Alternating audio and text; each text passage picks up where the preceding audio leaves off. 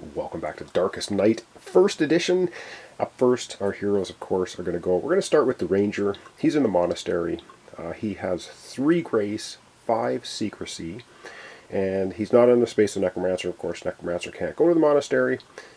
He does not have a Holy Relic with him, and he's not going to have an event phase because he is in the monastery. So he's just going to do his one action now, and his one action is going to be to move. He's going to move back to the forest, and by moving he gains a secrecy up to 6. His maximum can be 7, and that's basically it. So that was very quickly his turn. There's no blights at all in the forest, so we're going to have him starting to do some searching next time. That's it. Up next, I think we are going to have the monk go. He's at 2 Grace, 4 Secrecy. I think we want to move him back to the monastery, get him a little bit refreshed before he heads out and does anything else. His Grace is getting kind of low. Oh, and I did have one correction from a few episodes ago. Our Wind Dancer should have lost 1 Grace. There was a curse here. She moved through the village. So her Grace right now should be sitting at 2, not 3. Alright, we're going to have the monk go. Is he in a space with a necromancer? Well, yeah. So he's going to go from 4 Secrecy down to 3. It's not great. Does he have a relic? No, he doesn't. These don't have any other effects except the Unholy Aura. I think you use -1 die when fighting, and this one is you have to roll 2 dice and discard the highest. So they don't have any immediate effects. So it's up to event time. So he gets an event card now. Oh boy, these are always just great. Whoops. It's so great, it slipped right out of my hand. Alright, let's see what we get. Close call. 4! Okay, this is not bad, because with a 4, his one ability is Gather Chi. Activate if you experience an event with a fate of 4 or higher. So this is, to deactivate it, you can use your Chi effect of another card. So we're going to activate that card. So that is actually nice. Alright, let's see what we have to do. Roll 1 die and take the highest. No effect, lose a secrecy, lose a grace. Wow. So, this is just a straight beating of our monk. Alright, let's get the dice tray. I'm going to roll 1 die. Let's hope we get a 5 or 6. So it was just a straight up die roll. Let's get a 5 or 6, please. We get a 2. What does a 2 mean? Wow, he loses a grace. Let's go back to the main board. Alright, so he loses a grace for this close call. Oh my goodness, this is awful. So he goes from 2 grace down to 1. That's his event. So now he gets an action. He has his Gather Chi activated. But he's down to 1 grace. So he's just going to do a move action. He's going to move to the monastery, chickening out, running away. Brave Sir Monk. So he goes to the monastery. So he gains a secret. He's going to go from 3 to 4. That's going to be the end of his turn. There's, of course, nothing in the monastery except goodness at the moment. I should also mention in the village, we do have the ancient curse happening, which is represented by this die. We also have the hidden library. Alright. That's the end of the monk's turn. We have the Wind Dancer left, and we have the Scout. Let's have the Wind Dancer take her turn. She's currently at 2 Grace and 6 Secrecy. Is she in a spot with the Necromancer? Yes, she is. She's going to go from 6 Secrecy down to 5. Doesn't have a relic. Time now for an event. These events just beat you down. Alright, another event. This one is for Wind Dancer. Another Horde. Compared to Secrecy, well, at least her Secrecy is high. She's at 5, so she gets a small horde. So she can either defend against it at 4 or evade it at 3. And I think she's probably going to fight it. Roll a die and fight. So she's going to defend. She has a 1 on her Wind Dance card, which she boosted up. She has 2 2s as well. We roll all 1s until it's not a 1. And for fighting it, she's going to need a 4, or she will then lose a grace. So let's just get to the dice tray. She's going to roll 1 dice. She needs a 4. If she doesn't get a 4, I think she is going to spend her 1 off of her Wind Dance card as powered up, which means she's just going to ignore the effects. So let's get to the dice tray, have her roll a die. Alright, so she's going to roll 1 die. We'll use a red die. She rolls a 1. This is one of those Lord of the Rings dice from, I forget which game it is exactly. Anyway, she rolls a 1, so it was a good thing that we played the 1 off the Winddance card, which negates the failure effect, so she does not lose a grace for failing to defend against the Horde. Right back to the main board, she gets an action now. Alright, I think as well, she's at 2 grace. I think she is also going to move 1 space to the monastery. She's going to go from 5 secrecy up to 6 for moving, and that's going to be her 1 turn. Alright, up last for our heroes, we do have the scout down here in the ruins. I think we probably want her to search, but is she in the space with the necromancer? No, she's not. Does she have the relic? No.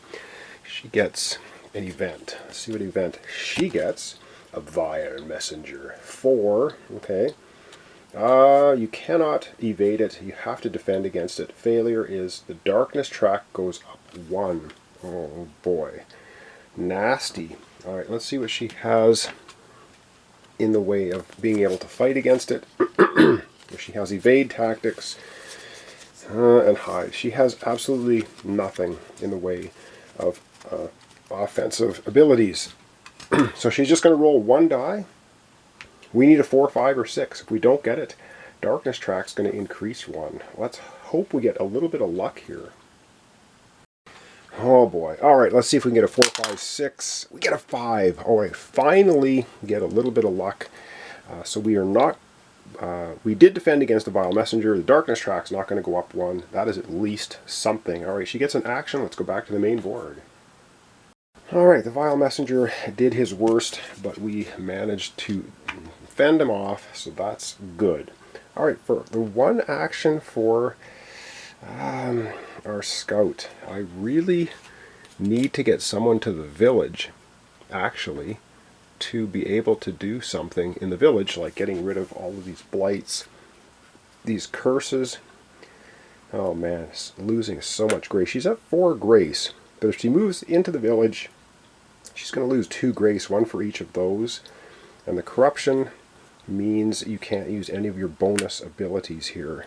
But this is where the ancient curse is, and this is also where the hidden library is.